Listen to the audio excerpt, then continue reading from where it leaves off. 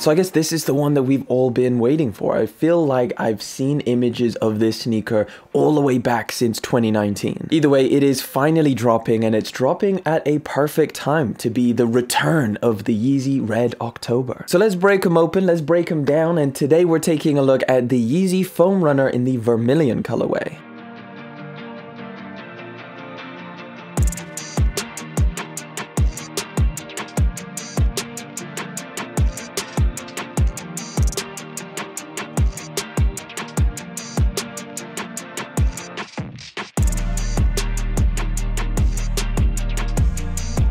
So I guess we've got another pretty plain Yeezy Foam Runner unboxing experience. Nothing on the top of the box. Literally, you're just getting one sticker with a little barcode on the top. But of course, when you pop open the box, you get met with all the craziness on the inside. The Foam Runner text. You can see the huge foam over there. And then of course, today's pair of sneakers. The Yeezy Foam Runner in the Vermilion colorway.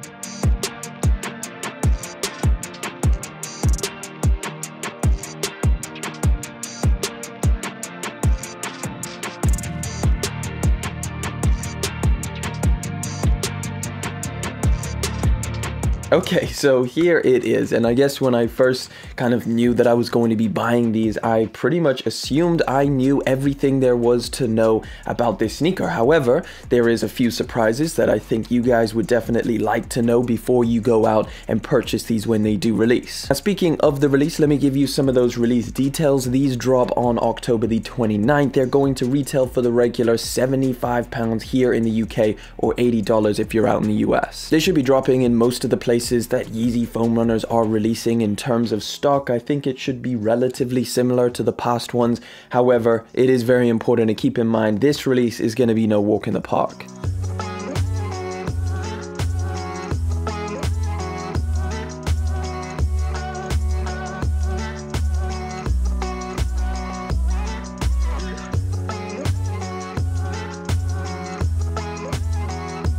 As you know, with Yeezy Foam Runners, for the most part of this year have been incredibly hard to get, as the demand for these things are just so incredibly high. I personally haven't been able to get a single pair of Foam Runners for retail. Now, of course, this specific colorway also draws a lot of attention. As I said in the beginning of the video, it's dropping in October. It's also the first time that Yeezy and Adidas have done a completely all-over red shoe, kind of a throwback to the Nike days. Of course, the Red October theme is still carrying through. Okay, so some of the surprises with the Yeezy Foam Runner Vermilion, and I guess it starts with the Red October naming scheme. These, I guess the colorway kind of caught me a little bit off guard. So let me break it down like this. Take a look at the early images or the rendered images of this pair of sneakers. It's a very red pair of Foam Runners, right? Well, take a look at the official images. Now, even though it's a pretty slight difference in color and some people may not even care, it is important to note that when you do get these in hand, they're probably not gonna look as you expected if you were kind of following those rendered images.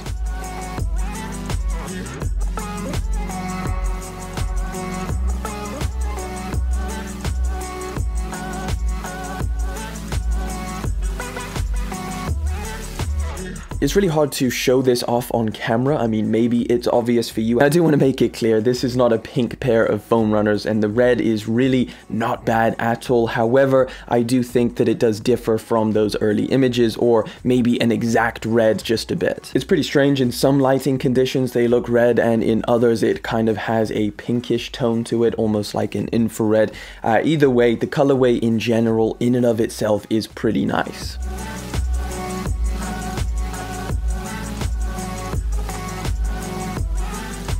Now, another surprise that you may want to know ahead of its release at the end of this month is the fact that these are produced in China. Why is that a surprise? Plenty of Yeezys are manufactured in China, you may think. So let me explain. With the Yeezy Foam Runner, there has been two manufacturing places. Some Foam Runners, specifically the mixture effect Foam Runners, have all been produced in China, and then all of the solid colorways of the Foam Runners have been produced in the USA. Now, pulling these out of the box and looking around and feeling them, I saw that these were made in China. And as you can see, this is a solid colorway. There's no mixture effect going on with this pair of Foam Runners, so it was kind of strange to see that this is the first solid colorway of a Yeezy Foam Runner that is produced in China.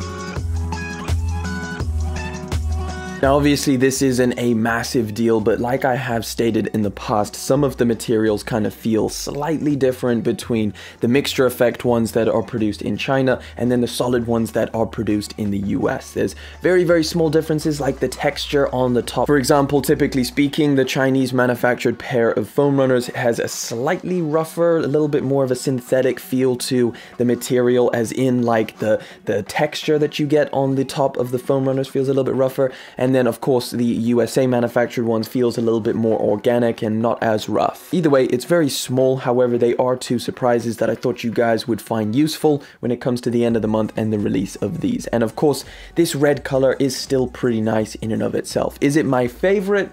Probably not.